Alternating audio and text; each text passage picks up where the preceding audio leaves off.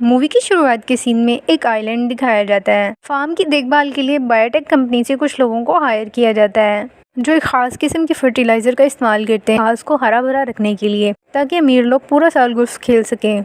फिर डैन नाम के एक आदमी को दिखाया जाता है जो कि राशन का सामान अपने घर में स्टोर कर रहा होता है। डैन काफ़ी टाइम से एक ऐसा रेडियो सुन रहा था जिसमें आने वाली मुसीबतों के लिए लोगों को पहले से तैयार किया जाता था। उनका माइंडसेट ऐसा बनाया जाता था कि अगर अचानक उन पर कोई मुसीबत आ जाए तो उसके लिए पहले से तैयार हों। आज डैन माचिस के बगैर ही आग जलाने की प्रैक्टिस कर रहा था। इसके लिए वो अपने गन के खोल से पाउडर निकाल कर इस्तेमाल करता है। इसकी वजह से छोटा सा धमाका होता है और इसकी एक आईब्रो जल जाती है। यहीं से सीन शिफ्ट होता है और हमें डैन की बेटी पेट्रिका को दिखाया जाता है। गोल्फ क्लब में हेल्पर का काम करती थी। बायोटेक कंपनी का सीईओ एक अमीर कपल को गोल्फ खेल के बताता है और उन्हें कहता है कि हमारे फर्टिलाइज़र की वजह से घास इतनी अच्छी ग्रो कर रही है, जबकि असली काम तो ज़मीन के नीचे हो रहा था, जहां फर्टिलाइज़र कई गुना फैलकर ज़मीन के नीचे मौजूद साफ़ पानी को ख़राब कर रहा था, जो कि पूरे टाउन को प्रोवाइड किया जाता था। इसके बाद जैक नाम के एक एक्टर को दिखाया जाता है जो कि नल से आने वाले पानी का एक गिलास पीता है। उसके बाद घर के लिए सब्जियाँ लेने के लिए मार्ट चला जाता है। मार्ट में सब्जियाँ उसी पानी से धोई जाती थी और सब्जियों को सूखने से बचाने के लिए भी वही पानी इस्तेमाल किया जाता था। वही मार्ट को चक्कर आते हैं लेकिन वो इसे इग्नोर कर देता है। उसके बाद जब वो सब्जियां लेकर घर पहुंचता है तो देखते हैं कि उसके दांतों का कलर चेंज हो रहा था। उसके दांत वाइट से ग्रीन में तब्दील हो चुके थे। वो अपने घर में वाइफ को ढूंढ रहा होता है लेकिन उसकी वाइफ मिलते ही इससे पहले ही वो ज़ॉम्बी में कन्वर्ट हो जाता है। वो अपनी वाइफ पर अटैक करता है और उसका मांस खाने लगता है। इसके बाद उसकी वाइफ भी एक ज़ॉम्बी बन जाती है। इसके बाद मिशेल उस कपल को लेबॉर्ट्री की तरफ लेके जा रहा होता है। देखते हैं कि सारे वर्कर्स वहाँ से डरकर भाग रहे हैं। इन्हें कुछ समझ नहीं आता कि वहाँ क्या हो रहा है। तभी एक डॉग भागता हुआ आता है और उस लेडी को काट लेता है। अभी वो देखते हैं कि बहुत सारे ज़ॉम्बीज़ उनकी तरफ आ रहे होते हैं। वो भागकर बिल्डिंग के अंदर चले जाते हैं और दरवाज़ा बंद कर देते हैं। इसी तरह उनके साथ डॉग भी अंदर पहुंच जाता है और वो उनमें से एक को काट लेता है। दरवाजे के बाहर बहुत सारे ज़ॉम्बीज़ उन पर अटैक करने के लिए इकट्ठे हो जाते हैं। क्योंकि उस आदमी को डॉग ने काटा था इसलिए वो खुद भी ज़ॉम्बी बन जाता है और मिर्चेंट पे अटैक करने लगता है। मिर्चेंट हाथ में चाकू लेकर एक कमरे में छुप जाता है। दूसरी तरफ डैन को दिखाया जाता है जिसे एक बूढ़ी औरत की कॉल आती है। उसे कहती है कि उसके पड़ोसी लड़ रहे हैं, उनके घर से बहुत शोर शराबा हो रहा है। वो उसे वहाँ आने के लिए कहती है। डैन जब वहाँ जाके देखता है तो उसे पता चलता है कि वहाँ के लोग भी ज़ॉम्बी बन चुके हैं और वो औरत जिसने उसे कॉल की होती है वो भी एक ज़ॉम्बी बन चुकी थी। वो डैन पे अटैक करने के लिए इसकी तरफ दौड़ती है। डैन अपनी गाड़ी में आकर गाड़ी को अंदर से लॉक कर लेता है। शहर में ज़ॉम्बीज़ को फिरता देखकर डैन को पैट्रिसिया उसकी बेटी की फिक्र होने लगती है, लेकिन पैट्रिसिया भी खुद को ज़ॉम्बीज़ से बचा रही होती है इसलिए वो उसकी कॉल अटेंड नहीं कर पाती। डैन को पैट्रिसिया की बहुत फिक्र होने लगती है इसलिए वो कंपनी की कार छोड़कर अपनी गाड़ी में पैट्रिसिया को ढूंढने निकल जाता है। सीन शिफ्ट होता है और हमें एक एंड्रे नाम के लड़के को दिखाया जाता है जो अपनी छोटी बहन एनी के लिए फीडर बना रहा होता है। वो नल का पानी इस्तेमाल करने ही वाला था तभी उसकी माँ उसे बोतल का पानी इस्तेमाल करने के लिए कहती है। एंड्रे खुद के पीने के लिए कभी भी नल का पानी इस्तेमाल नहीं करता था। उसे जब भी प्यास लगती थी वो सोडा या कोल्ड ड्रिंक पीता था। एंड्रे की माँ को चक्कर आने लगते हैं तो उसे कहता है कि ये ज़्यादा एक्सरसाइज करने की वजह से हो रहा है, लेकिन देखते ही देखते उसकी माँ भी ज़ॉम्बी बन जाती है। उसकी माँ एंड्रे पर अटैक करने के लिए उसकी तरफ दौड़ कर आती है। एंड्रे को पता लग गया होता है कि कोई गड़बड़ है। एंड्रे घबराकर घर से बाहर भाग जाता है लेकिन उसकी माँ उसके पीछे ही उस पर अटैक करने के लिए दौड़ रही होती है। अभी वहाँ डैन आ जाता है और डैन की गाड़ी एंड्रे की माँ से टकराती है जिसकी वजह से वो ज़ख्मी हो जाती है। डैन एंड्रे से घर के अंदर रहने के लिए कहता है और डैन वहाँ से चला जाता है। वहाँ और भी ज़ॉम्बीज़ एंड्रे की तरफ बढ़ रहे थे इसलिए एंड्रे अपनी माँ को घसीटता हुआ घर के अंदर ले आता है। एंड्रे पुलिस से मदद लेने के लिए उन्हें कॉल करता है। तभी उसे पता चलता है कि पूरे आइलैंड पे ज़ॉम्बीज़ फैल गए हैं। इसके बाद ब्रिज का सीन दिखाया जाता है जहाँ पुलिस वाले आइलैंड से आने वाले रास्ते को बंद कर देते हैं ताकि वहाँ से कोई भी ज़ॉम्बी शहर की तरफ ना आ सके। इसके बाद के सीन में दिखाया जाता है कि एंड्रे की माँ एनी पे अटैक करने के लिए उसकी तरफ भाग के आती है। तभी एंड्रे वहाँ आ जाता है और उसे घसीटता हुआ वॉशरूम में ले जाता है और उसे वहीं बंद कर देता है। उसकी माँ नल से आता हुआ पानी देखकर अट्रैक्ट होती है और टब के अंदर बैठ जाती है। एनी की रोने की आवाज़ की वजह से इनके घर के बाहर बहुत सारे ज़ॉम्बीज़ इकट्ठे हो गए थे। एंड्रे उसके ऊपर बहुत सारे पिलोस और कपड़े डाल देता है ताकि एनी की रोने की आवाज़ बाहर न जाए। घर की एक छोटी विंडो ओपन होने की वजह से एंड्रे की कैट घर के अंदर आ जाती है और वहीं से ज़ॉम्बी भी अंदर आने की कोशिश करता है। एंड्रे भाग के जाता है ताकि ज़ॉम्बी को मारने के लिए कुछ ला सके। जब वो वापस आता है तो ज़ॉम्बी भी डेड होता है। खुद को दूसरी तरफ पेट्रिका खुद को ज़ॉम्बी से बचाने के लिए गैराज में छुप जाती है और हेल्प के लिए अपने डैन को कॉल लगाती है। डैन फ़ौरन वहाँ पहुँच जाता है लेकिन वहाँ गैराज के बाहर बहुत सारे ज़ॉम्बीज़ होते हैं। डैन के पास चाकू होता है और वो उसी से ही ज़ॉम्बीज़ को मार देता है और गैराज के अंदर जाकर दरवाज़ा बंद कर देता है। तभी पुलिस वाले उस ब्रिज से हट जाते हैं क्योंकि ज़ॉम्बी से इफेक्टेड एरिया में आर्मी वाले बमबारी शुरू कर देते हैं जिसकी वजह से पूरे टाउन की इलेक्ट्रिसिटी कट हो जाती है। अगली ही सुबह जब एनी की मेट उनके घर जाने के लिए ब्रिज के पास पहुंचती है तो वो देखती है कि ब्रिज कम्प्लीटली टूट चुका है और वो इस रास्ते से आइलैंड तक नहीं जा सकती। आंद्रे अपने घर की विंडो से ज़ोंबीज़ की वीडियो बनाने लगता है। तभी वो इंटरनेट पर मिनिस्ट्री की वीडियो देखता है जिसमें वो बता रहा होता है कि बाकी शहरों की सिक्योरिटी के लिए उन्होंने आइलैंड से आने वाला ब्रिज तोड़ दिया है। तभी आंद्रे अपनी माँ को देखने के लिए वॉशरूम की तरफ जाता है जो कि ज़ोंबी बन चुकी थी। देखता है कि उसकी माँ ग्रीन कलर की किसी मटेरियल से ढक चुकी है। तभी उसकी माँ एनी पर अटैक करने की कोशिश करती है।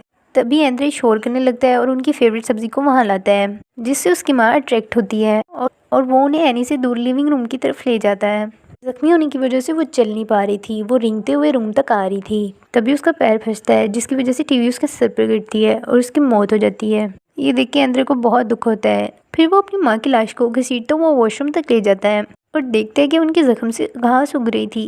अपनी माँ का फ़ोन उठाता है जो कि टूट चुका था। अब एंड्रे भी बंद घर में रहकर थक चुका था और उनके घर के बाहर खड़े हुए ज़ोंबीज़ को देख के लग रहा था कि वो इसी इंतज़ार में है कि दरवाज़ा खुले और वो एंड्रे पर अटैक करें। एंड्रे एनी को बेबी कैरियर बैग में उठाता है और हाथ में वोल्फ स्टिक पकड़ता है और मेन गेट खोलकर खुद छुप जाता है। दरवाज़ा खुलने की वजह से वो ज़ोंबीज़ अंदर आ जाते हैं और अंदर बैठी हुई कैट पे अटैक करने के लिए उसके पीछे भागने लगते हैं। रास्ता साफ देखकर एंड्रे वहाँ से भाग जाता है और ग्रोसरी स्टोर की तरफ जा रहा होता है। तभी वो देखते हैं कि उसके पीछे बहुत सारे ज़ोंबीज़ लग गए हैं, लेकिन ग्रोसरी स्टोर्स के सारे दरवाजे बंद होते हैं। अब ज़ोंबीज़ उस पर अटैक करने ही वाले थे कि डैन दरवाज़ा खोलकर उसे अंदर खींच लेता है और ग्रोसरी स्टोर का दरवाज़ा बंद कर देता है। अब डैन भी उस ग्रोसरी स्टोर में कैद होता है क्योंकि उसे अपनी जान बचाने के लिए कोई और दूसरा रास्ता नज़र नहीं आ रहा था।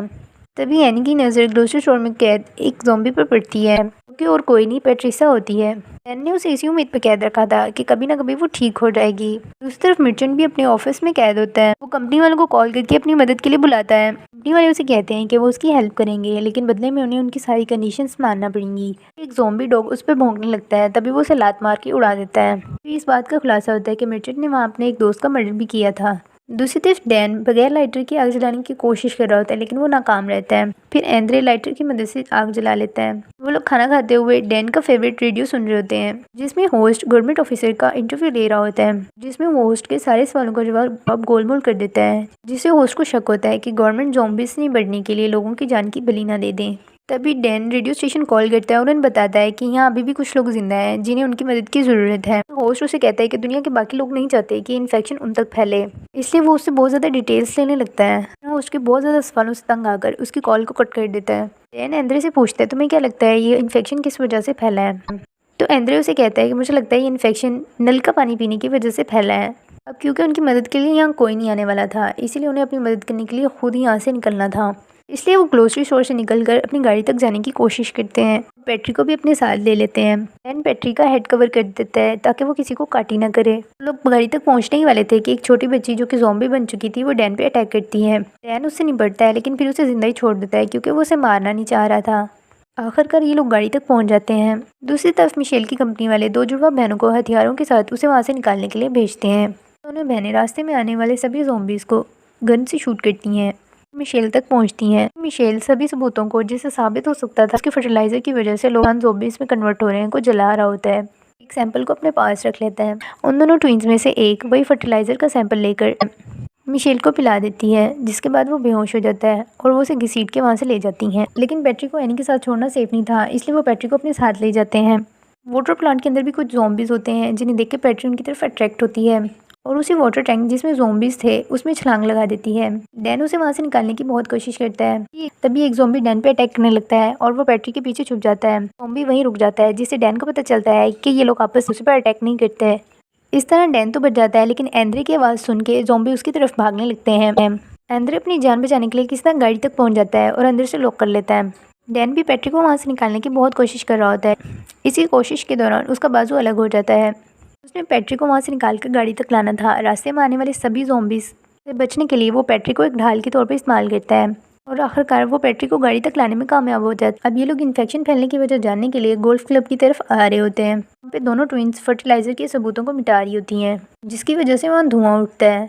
धुएं को एंड्रे और डैन नोटिस करते हैं और वो इसे रिकॉर्ड कर लेते हैं। की तरफ जाते हैं लेकिन वो अंदर से बंद होता है, इसलिए डैन दीवार फलांग कर अंदर घुस जाता है और मेन गेट ओपन कर देता है ताकि बाकी लोग अंदर आ सकें। पैट्री को एक स्टोरेज रूम में बंद कर देता है और एंड्रे एनी को वहाँ बिठाकर उसके आसपास चेयर्स लगा देता है ताकि एनी वहीं रहे। इसके बाद वो दोनों अंदर चले जाते हैं और पूरे एरिया को चेक करने लगते हैं। तभी उन्हें वो डॉग मिलता है इन्फेक्शन की वजह से उसकी फुल बॉडी पर घास उगी हुई थी। एनी की रोने की आवाज़ सुनकर एंड्रे उसकी तरफ वापस आ जाता है और डैन बेसमेंट की तरफ चला जाता है, जहाँ वो देखता है कि वहाँ बहुत सारे बॉम्ब एक्टिवेट किए गए हैं जो कभी भी ब्लास्ट हो सकते थे। उधर एंड्रे अपनी बहन एनी को ढूंढ रहा होता है और इधर डैन बॉम्ब को डिस्कनेक्ट करने के लिए उसी रूम में पहुंच जाता है। डैन बहुत कमज़ोर हो चुका था, लेकिन फिर भी वो हिम्मत नहीं हारता और आखिरकार गिरता फिरता उन बॉम्ब्स को डिस्कनेक्ट कर देता है। बाहर खड़ी ट्विंस इसी इंतज़ार में थी कि बॉम्ब ब्लास्ट हो। काफ़ी वक्त गुजर जाने के बाद भी जब बॉम्ब ब्लास्ट नहीं होता तो वो चेक करने के लिए बिल्डिंग के अंदर आती हैं। यहाँ पे उन्हें एनी नज़र आती है और वो उसे फर्टिलाइज़र का सैंपल पिला दे। इसके बाद एनी की आंखों का कलर चेंज हो जाता है। एंड्रे अपनी बहन एनी को ढूंढने के लिए वहाँ पहुँच जाता है। इन सिस्टर्स उन्हें पकड़ के फर्टिलाइज़र का सैंपल पिलाने ही वाली थी कि डैन वहाँ आ जाता है और उन पर अटैक कर देता है। उन ट्विन सिस्टर में से एक का पाँव दवाई वाले गोले पे पड़ता है, जिससे वो टूट जाता है। फिर वहाँ धुआं फैल जाता है, जिसके बाद एनी ठीक होने लगती है। इसके बाद के सीन में दिखाया जाता है कि वो दोनों ट्विन सिस्टर्स एक दूसरे को शूट कर देती हैं क्योंकि वो ज़ॉम्बी नहीं बनना चाहती थी। इसके बाद एंड्रे पैट्रिक के फ़ोन पर कॉल मिलाता है। कॉल की आवाज़ से वो एनी के फ़ोन तक पहुंच जाता है। फ़ोन से वो वीडियो बनाता है और अपलोड कर देता है। हमें वो बताता है कि वो लोग वहाँ फंसे हुए हैं और उन्हें मदद की ज़रूरत है। इस तरह गवर्नमेंट को पता चल जाता है कि इस एरिया में और भी लोग फंसे हुए हैं जिन्हें मदद की ज़रूरत है। फिर वो सोल्जर्स को उनकी मदद के लिए उस एरिया में भेजते हैं। सोल्जर्स को देख के एंड्रे घर से बाहर आ जाता है। तभी वो देखता है कि सोल्जर्स उन्हें बचाने नहीं बल्कि सबको मारकर एरिया क्लीन करने आए हैं। ये देखने के बाद एंड्रे को फिर वहाँ से भागना पड़ता है। सोल्जर्स डैन और पैट्रिक को ढूंढ लेते हैं और उन्हें मार देते हैं। एंड्रे चलता चलता नदी तक पहुँचता है, जहाँ वो देखता है कि उनकी मेड बोट के ज़रिए उन तक आ रही है। उसके साथ और भी लोग होते हैं जिसे उन्होंने इसी एरिया से बचाया था। एंड्रे और एनी को बचा लिया जाता है।